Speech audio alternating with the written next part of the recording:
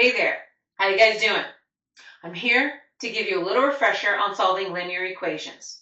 The linear equation we're going to talk about today is a very simple one. As you notice, I'm solving for c, and I have the 5 attached to it. So question, what operation is keeping the 5 and the c together? Good, multiplication. So how do you break multiplication? Excellent, division. So that means I have to divide this side by 5.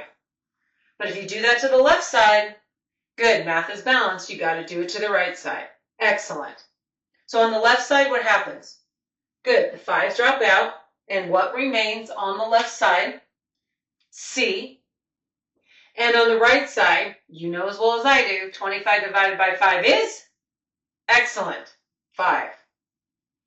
Okay, if you need extra practice on solving these types of linear equations, I've got a few coming your way. You have fun with them, and I'll catch you on the flip side.